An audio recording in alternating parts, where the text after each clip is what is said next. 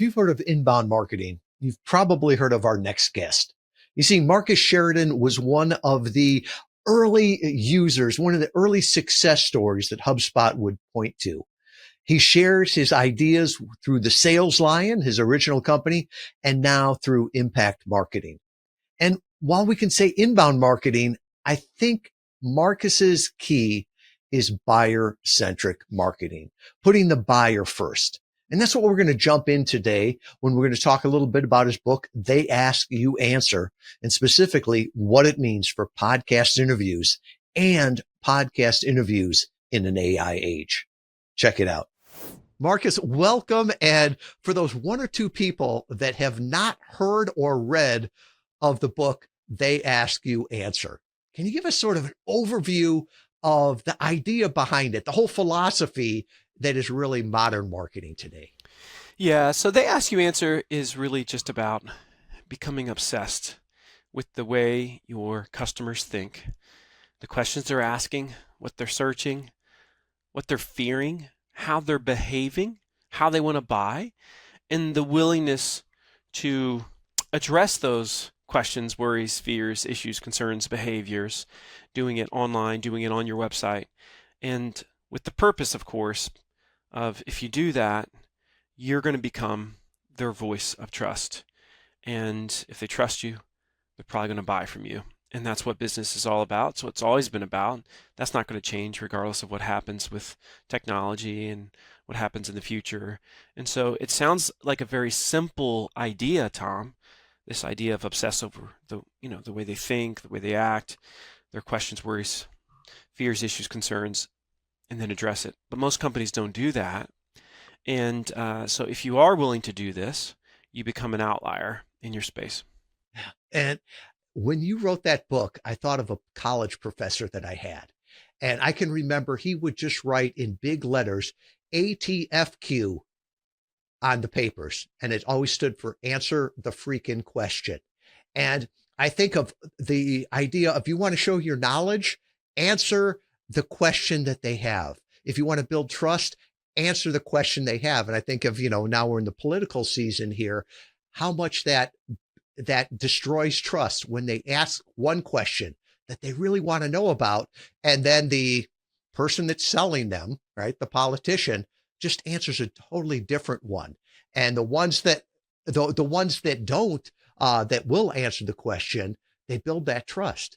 Yeah, we've got a big trust deficit in the world today.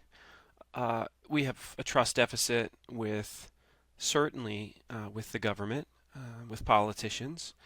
And that's across the board. That's not a party thing. That's across the entire spectrum. We have a trust deficit with brands. We have a trust deficit with technology. And so the companies that are willing to just to send these signals that we're not like everybody else, that we're willing to be more transparent, say the thing, do the thing. It's funny too, Tom, because everybody says they're transparent, but they're just not. I mean, they're not. They're lying to themselves. But I swear, if you ask, here's a perfect case in point. Not to jump the gun here, but perfect case in point. If I ask 100% of companies, are you transparent? They're going to say yes. And then if I went to those same companies and I said, how many of you openly talk about cost and price of your product or service online? 90% are going to say, we don't do that. You can't tell me you're transparent if you're not discussing online the number one question you get asked by buyers. That you're lying to yourself. So either you're going to be transparent and be the voice of trust, or you're going to hedge. You're going to be the ostrich with your head buried in the sand, and you're going to ignore the fundamental questions that your potential customers have, which frankly is most businesses. I mean, most ignore because they want to feel like they're controlling the entire sales process. They don't see it as a buyer's journey. They see it as a sales process, right? They feel like they're in control. You're not in control anymore, gang. Like them days are over. The buyer is in control. That's why it's called a buyer's journey. And so the companies that are willing to give buyers what they want. It's magic what can happen if they're willing to do that. It's just most are not. And it's interesting. Most of them on their core values will say, we're transparent, we're honest. Well, you can say that, but are you demonstrating that? And sometimes there are hard questions that don't have clear answers, like how much does it cost? And, can you give like that overview? Because people would ask you at River Pool and Spa, how much does it cost? Well, that's a that's a tough answer. There's not a right number for that, but you help them frame how to think about that. Can you unpack that a little bit on how people can answer a question that's hard to answer like that? You have to think it. It's funny. The title of the book uh, is "They Ask You Answer," but the accurate description of the strategy is they ask and you address it as well as you can, right? And so, in the context of cost and price, for any product or service, B2B, B2C, there's really five main areas of or pillars to address this question of cost. First one is what drives cost up for a product or a service within an industry? What are the factors that drive the cost up? Second is what are the factors that will keep the cost down? Third, why are some companies so expensive for that particular product or service? Fourth, why are some companies so cheap? Now, in the context of those four things, you've just explained value in the industry. What defines value? And then five, roughly, where do you fall? So, for example, let's say I was a swimming pool company. I could be a manufacturer. I could be an installer. It doesn't matter. It's the same thing. Manufacturer is a B2B2C company, right? Installer is a B2C company. But the way I would talk about cost and price is the same thing. I would say, so if you're looking at getting an in-ground pool installed, there's a lot of factors that are going to drive this, right? And then I would talk about the different types of swimming pools. I would talk about all the different options and accessories. I would talk about maybe some different typical packages that you see out there in terms of tiers that people get, and low, medium, and high, and like high tier in terms of cost. I could talk about some swimming pool companies are more expensive. Here's the reason why. Explain the things that they do that would just make them a lot more expensive. Maybe they're turnkey, or maybe they only specialize in very high-end things, and and talk about how some are just very cheap, very inexpensive.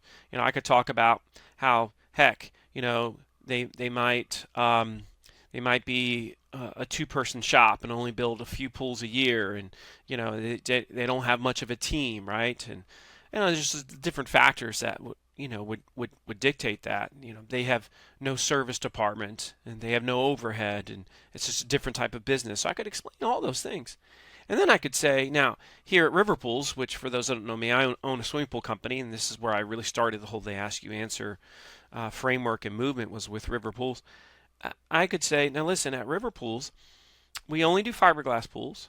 Our average customer spends somewhere in the neighborhood of $90,000 to $150,000 a year, with the most consistent number falling in that 120 to 130 range. Now, you could be higher or lower than that whole set of numbers I just gave you, but roughly that's where most of our projects end up falling. And people are just so grateful to know I'm in the game or I'm not. And really, the question they're asking is, explain to me how to think about the price. Where do you fall? Where do I fall in there? They're not looking for a hard and fast number with an estimate. They just, I heard somebody say selling is easy, buying is hard, because it's the first time a lot of them have done that. And so you could say the same thing with what you're offering in, professional services with impact, right? How can I think about the value, the market? You're really educating them, just not giving them they're asking to be educated, not just given a price. Yeah. Yeah, then that's what we're trying to define value. So that's why, let's say if you produce an article or video that's talking about how much your particular product or solution or whatever the thing is cost, you spend 80% of the entire piece of content discussing the industry as a whole. Those first four things. And the last 20% is about you and your stuff. So it's a lot different than people think. And it's always funny to me because people will come to me and say, Marcus, yeah, you say that you have to talk about cost and price, and you have to put a price, but I can't do that. I'm like, you didn't read the book then. You skimmed some cliff notes. You didn't read the book. Because at no point do I say you have to put an exact price. But what I do say is, unless you own this conversation and are willing to address it in a way that satiates what your typical buyer wants to understand and know, so as to feel comfortable to move forward, well, then you're going to lose potentially millions in opportunity, right? And I have the data on this. We have enough clients that we have walked through this process, that we've coached on uh, implementing the Ask You Answer to their business with my agency at Impact, that I can tell you right now that generally the number one traffic lead in sales producing content that a company produces has to do with cost and price. In fact, these days we're doing a ton of pricing calculators for industries that have never had one before. And once again, most people initial reaction, Tom, is there's no way I could have a pricing calculator. Sure, you could. It's just a matter of how could you do it. Let me give you an example. So let's go back to River Pools. River Pools is a manufacturer now of fiberglass pools with dealers all over the country. Can it have a pricing calculator if it doesn't set the end price? Of course. It just needs to give a range. And so in this case, you will build your pool. So you pick the shape that you want, the size that you want, the accessories that you want. And then it'll say, based on what you just said, it appears that you're going to be in this range. It's going to give you a range. It might say it appears that you're going to be somewhere between 90 and 120,000 or whatever the number is. You know, it might say 150 to 180. But the point is, it's actually willing to give you a sense for this. And this is probably the first time somebody that has just started shopping for pools, so they will have never done that before. So they're going to do that before they talk to a salesperson. Now you've captured the lead. They're in your database. You can remarket them, and a lot of them, you know, I was working with a company. Actually, was a pool company of all companies recently. They said, Marcus, they reached out to me in May. They said, in our next 90 days, we're going to get 75% of our leads for the year. We need to crush these next 90 days. How can we do that? Well, they Ask You Answer is not going to crush the next 90 days because it takes time to build that momentum when you're doing content. I said, so what we can do right now that's going to just give you a huge leap in lead flow is we could put a pricing calculator on your website. And they were the first gunite or concrete pool builder to do this in the industry. And make a long story short, last May, which was a better year for pool sales, they had 200 leads for the month. This May, after having installed a pricing calculator, they got 400 leads. 400 leads. So they doubled their lead inflow in a year that's supposed to be down. So it's just going to make their whole year, which is amazing. That's how it works. Yeah, and it's that whole philosophy of how you're doing that. And I know you do a lot of podcast interviews, and as we went through the database, sometimes it's hard to tell when you were on the podcast or they were just talking about you. You've had such an impact out there. But how do you see They Ask You Answer as a part of a podcast interview marketing strategy? How do you use that? So when you ask that question, are you referring to like I just want to make sure, in other words, to grow a podcast? No, to grow your business, more of a growing your brand, growing your business, using podcast interviews as a marketing channel. Yeah, so let me give you an example of a company that just took over an entire industry in New Zealand. So this company's called Opus Partners. Opus Partners. In Opus Partners, what they do is property investment strategies, and they help people achieve financial peace and wellness through property investing. And they said, okay, we're going to go all in on They Ask You Answer, and they did it in the form of content on their website, but mainly as a podcast where they took the most fundamental questions that potential property investors are asking all the time. And they produced a podcast on that singular question every single day for 3 straight years until they became the #1 business podcast in all of New Zealand. And #2 is The Diary of a CEO, just to give you a sense for like how well they've done in their own market. So they're #1, and Steven's #2 with Diary of a CEO, which is just really wild to see. But they focused on the questions that customers are asking, potential customers, just people out there are asking about property investing. And, of course, they took that podcast and they've repurposed it in many different ways. They've done all the right things, right? Which is such a big part of the game today, because oftentimes podcasting itself is just the beginning of what is a much smarter and larger content strategy of repurposing, those greatest hits. That was a really great story, and we've seen others like that, but they just took it to a whole new level that was extraordinary. Yeah. And I've seen some people try to say, I've got my keynote speech. I'll just go on and talk my keynote speech. It's like, that's not a conversation. And one of the things that I love about being interviewed is that the questions that the host has is typically the same ones the audience has. So it's the opportunity to answer those. And often it's in a way that's easier for people. If they're not natural writers, well, just answer it speaking. And then, like you said, you can repurpose that into the video clips, into the blogs and everything there. Yeah, and with AI today, Tom, it's almost like, to me, it's all become just almost morphed together, right? Because if we look at the immediacy of transcription that can be turned into a great article, right? Just using AI at this point. I mean, we can take this and we can immediately now take the transcription and have that in text without sending it out.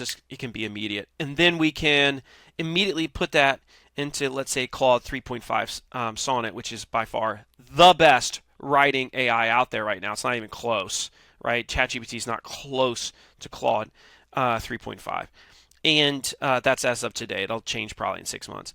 But point is, we could put that immediately in and say, turn this into, one or two or three good articles using that exact same voice that I had during the interview, and it's going to do that. And we could have it also do the social media side of things without being cheesy, and it could do that. It's just like, it's unstinking believable, because now we've gotten to the point where you're not allowed as a solopreneur anymore to complain that you don't have a marketing department, because you do.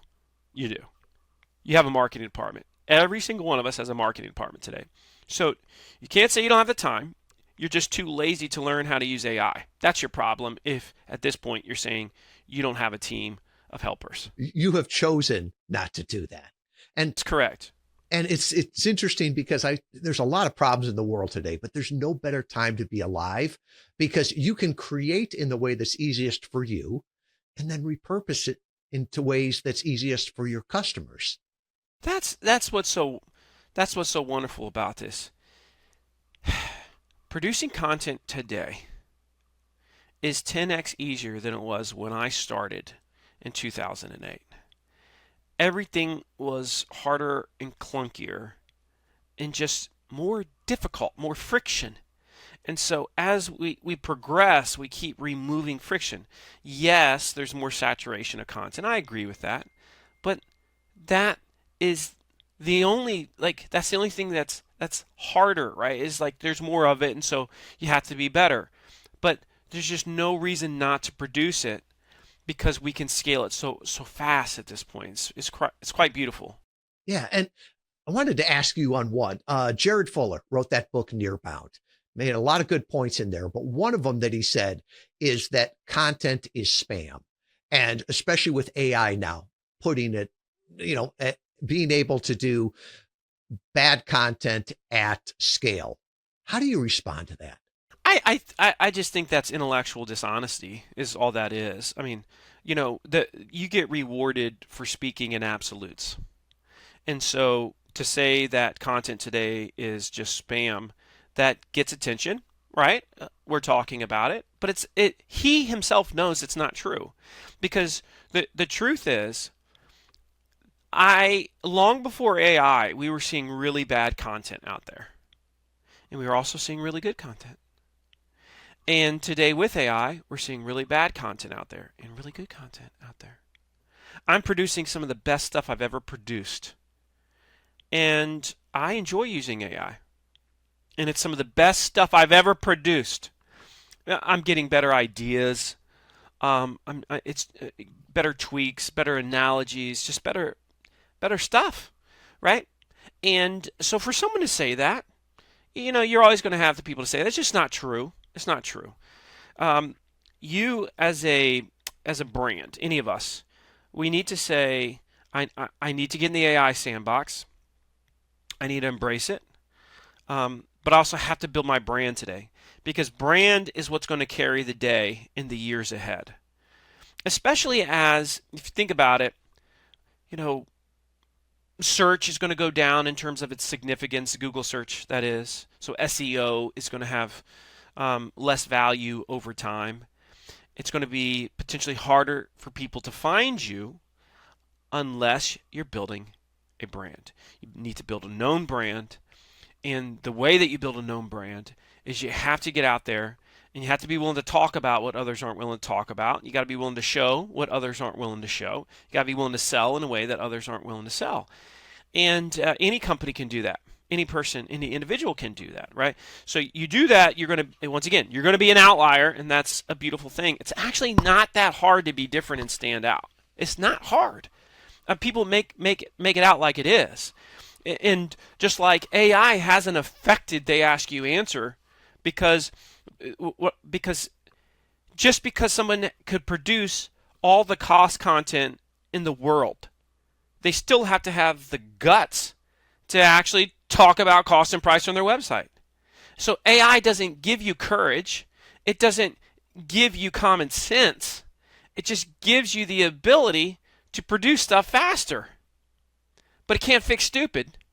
And so, right? So you have all these companies not producing any of it. Well, I would say it's a tool, right? I remember this example. A tool is an amplifier, right? And I think of years ago, remember Dan Miller, we lost him this year. He had this beautiful eagle that somebody had taken a chainsaw and carved an eagle into it. It was a work of art. Well, that same year, I took a chainsaw and almost took my leg off with it, right? Same chainsaw, same tool, but it can amplify your brilliance or your stupidity on there. And so when I see people say content is spam, it's like, well, if you were putting out crap before, yes, this is going to allow you to amplify that. But if you were putting out great stuff, it's going to allow you to amplify that. Just, I just don't have a lot of patience for the whole absolute economy.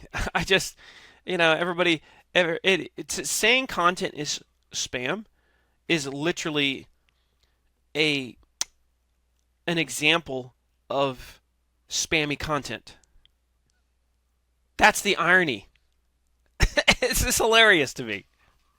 The listicles at their worst. Well, let's talk a little bit about video, because I know when you rewrote the book, did the updated version, you talked a lot more about video. And it's funny, when podcasts started, it was an audio only format, right? If you look at the studies that at the beginning of COVID, less than 1 in 5 podcasts had video, and now it's over 9 in 10. So video has become part of podcasting. How do you see video as an element of building that trust with your buyer? Yeah, I think video is the name of the game. I've said that probably. I was, one of the first to really push video hard. In fact, I was saying about 7 years ago, I started saying, hey, you all need to have a full-time videographer in-house. And people were like, you're crazy. I'm like, no, I'm telling you, you're going to need to have a videographer in-house, because it's going to be fundamental that you show your story as a brand. And, that's been proven to be absolutely true. And video, like all these other technologies, it's getting or mediums, it's getting easier, and it's getting so fun to produce because the equipment's getting better. It's getting in a lot of ways cheaper, and it's just like the friggin' latest version of the iPhone is just so stunningly effective in terms of producing great video and what we can do with it. But bottom line is, we always say we want our potential customers to feel like they have seen us, heard us, and know us before we've ever met them. And video is how you achieve that. And that's so beautiful. It's so human. We worry that technology is going to disconnect us as humans, right? But if we use it the right way, it can actually connect us very, very deeply. And there can be a major human connection point by using technology the right way. And video is certainly that. Yeah, and you talk about, when you with video, it can be challenging for certain people, right? When you look into the camera and you see the red light flashing, people just freeze up. And I think especially more introverts, but now we're all used to using Zoom, and to have a conversation like this is the same conversation we'd be having if we were having a cup, a drink or a cup of coffee someplace. And to capture that and be able to repurpose that, it's so less intimidating. And like you said, it's gotten to be so much easier as time has gone on. Yeah, it is incredibly easy. The thing about this is we also have to remember, though, it's like in life and in business, when you ask someone for money, you lose the right to say, I'm not going to give you every reason to trust me. And so if you're in business, if you're in sales, you've lost the right to say, well, I just don't want to be on video because I'm not comfortable. Well, they're not comfortable giving you their money. And so you have to get over yourself. And plus, when was the last time somebody was on your website and said, boy, I'd really love to see a video right now on this particular thing, but they don't have one. But that's okay, because I'm sure they're just really nervous to be on camera. It's never happened, because the buyer cares about the buyer. And they've watched enough sloppy videos on YouTube to not certainly care about your imperfections. I mean, are we so vain that we think people are going to care that much about how we look and sound? Really? I mean, there's 4 billion things happening at one time in this world, for each person. They are certainly not going to sit there and worry about you and that stutter that you had on camera. Get over yourself. You don't care about that stuff. They don't care about it either. It's laughable. The way I look at it is marketing supposed to be magnetic, right? And people it draws people to you. Well, that's not how a magnet works.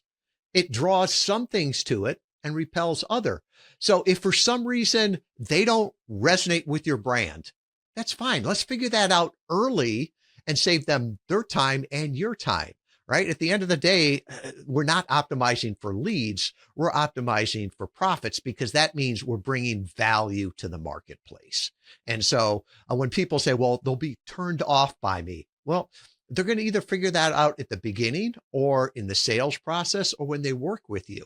So going back to your idea of being transparent, this is who I am. Love me or not, this is what you're going to get. Yeah, yeah. Jim Rohn once said, he said, when I go to a movie, I want to feel something. He said, take me high, take me low, but move me. And his point was, it's like, I just want to feel something, because if I don't feel anything, I've wasted my time. Make me laugh, make me cry, but make me feel, right? And so it's the same thing to your point there. You want somebody to watch you and say, love them, hate them, right? Both is a win. Believe it or not, it's actually a win.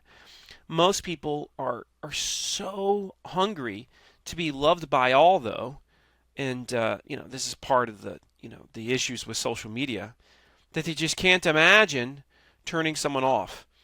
The most successful brands, though, at this point, they really lean into what they're not. They're not afraid of it, and they just say, I'm going to release you to the universe. I speak full time professionally, and usually like 97% of the surveys are like, he's one of the best speakers I've ever heard, because I've got a different style. I go into the audience, very engaging. There's a lot of energy. It's not fake energy, but it's a powerful experience. 3% of the people are like, yeah, he invaded my space, or he yelled at me, and that's how they're perceiving it from their worldview. I've already let that person go. I mean, it's fine, but we're just not a fit. I'm not going to please him. If I subdue myself for the 3%, the other 97% are going to say, yeah, he's pretty decent. What have I done? I've completely just like whitewashed the brand. Is nothing? There's nothing there now, and there's no stickiness. There's no memorability, which to me is so fundamental to creating that unique experience. Well, and what you talked about before of being very clear of who you work with, who you don't, who you bring the most value to, where you said most of our clients are between this point. And I think it's just as important to draw the people to you as to being clear what you do, right?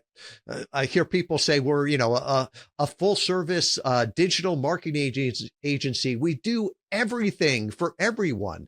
Well, they're either lying to themselves or lying to you, right? I want the person that knows what they do, who they do it for, and can help me self-identify. Yes, you're the right one.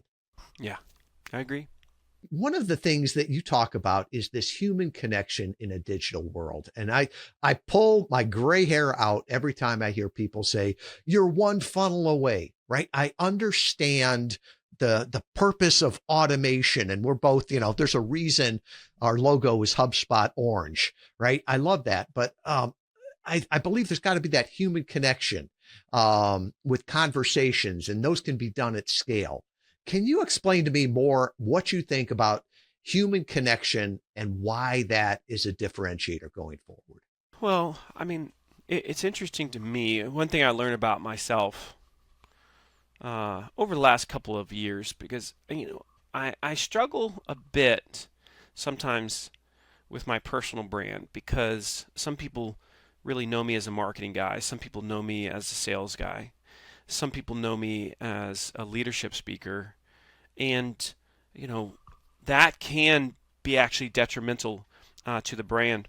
And so I, I I was trying to find what was the through line of the things that I talk about, what I'm passionate about.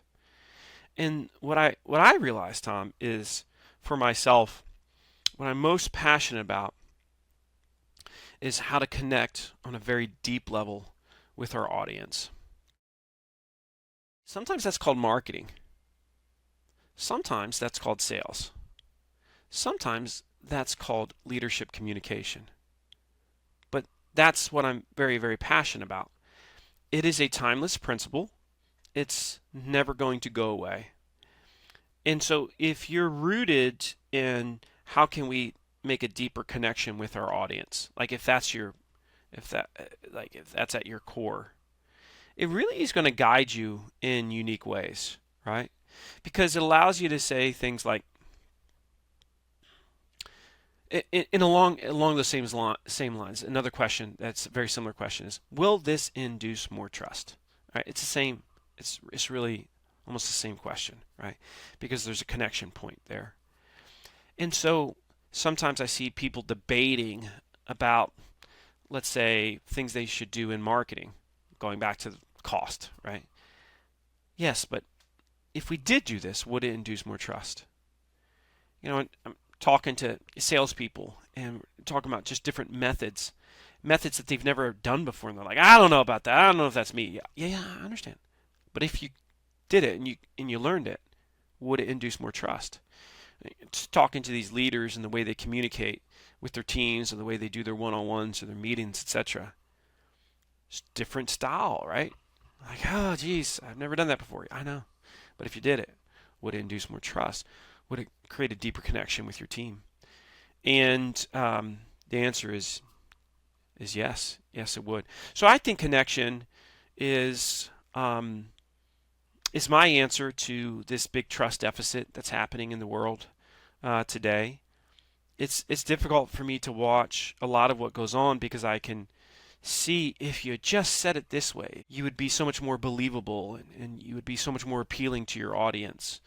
Um, it's a bit of a curse that I have because I can't watch something or someone without seeing from the lens of how is what you're saying or doing right now, how's that being perceived by the world.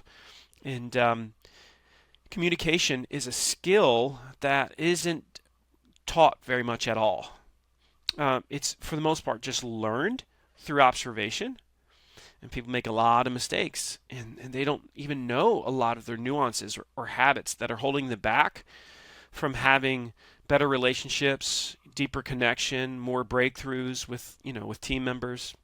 And so, yeah, I've been on a quest to solve that, but it took me a little bit of time to understand what was my big through line, but the connection point became that through line. So if I'm hearing this right, the lens you're looking at everything through is this going to build trust or destroy trust? That's right. It's real simple, and it's good to phrase it in such a black and white way, because then you can say, well, it's this, and you just take action at that point. You don't have to sit there and hyperanalyze it. It's like, no, it's going to build trust. Now we got to figure out how to do it. Yeah, there's a lot of things we can do, doesn't mean we should do them. And I think there's a quote from Gail Moody Bird, who's now the CMO for LinkedIn Sales Navigator, and she made the point where we're getting more efficient at things that are less effective. Right. In the time you and I have been talking here, we could have, spammed 100 million people. Doesn't mean it would have done anything. And I like how you had said there too, it could actually be detrimental, because if it destroys trust, then it's better that we didn't do it in the first place. Yeah, and that's what I always have to think about, and it's like for me having a little bit of a brand with my agency, they know it's like if there's one thing that will upset me is if they send anything out that could have a negative impact on the brand, right? I'm just very funny about that. It's no different than like I don't do a whole bunch of promotion on LinkedIn. Like I have a strong LinkedIn following, and I put a lot of content there. A lot of my best content starts on LinkedIn. If I promoted every single article I write or podcast I was on or event that I'm attending, I would, like 60% 70% of my stream would be a promotion for something that I created or something that I'm attending. And I have a rule, like, because I have these events that ask me all the time, would you be willing to share that you're coming to our event? I'm like, I'd be willing to comment on your post that I'm coming to your event, but I'm not putting it on my page because I don't want to dirty the water, right? It's pristine water. My content is pristine. I protect it, and I'm not promotional, okay? And so there's moments when sure I'm going to promote something, but I'm still thinking, how can I bring value as I promote this? But I'm not going to just say, hey, I'm speaking here next week. Look at me. I'm just not going to do that unless I feel like there's a story to tell and a lesson to be learned. Yeah. I think of something Doug Sandler from Nice Guys on Business said. He said, you don't have to promote yourself. If you do a good job, the other people will promote you better than you ever could. And if you're listening to this, think of everything that Marcus has been sharing about this. When he talked about success stories, yeah, he talked a little bit about his company, but he was talking more about different companies they'd worked with, right? Taking that light and putting that on other people. And Marcus, that's one of the things I've always respected about you. It's never been the Marcus Sheridan show. You're not a celebrity. Your goal is not to be a, influencer, whatever the heck that means these days, right? No, you're a teacher, you're an educator, you're going out there, you're an evangelist for what you believe in. And I think that really comes through. And it's why this idea of they ask you answer has gotten really, when you put it out there, everybody's like, oh, that's revolutionary. And now when you get forward, when people go, well, that's common sense. That's a great thing, right? When you have changed the paradigm that people are talking about. Yeah. Yeah. In fact, They Ask You Answer has a third edition coming out within the next 6 months. And we're, believe it or not, we're changing the name, which is weird for people to think, but it's now being called Endless Customers, and it's a more robust framework.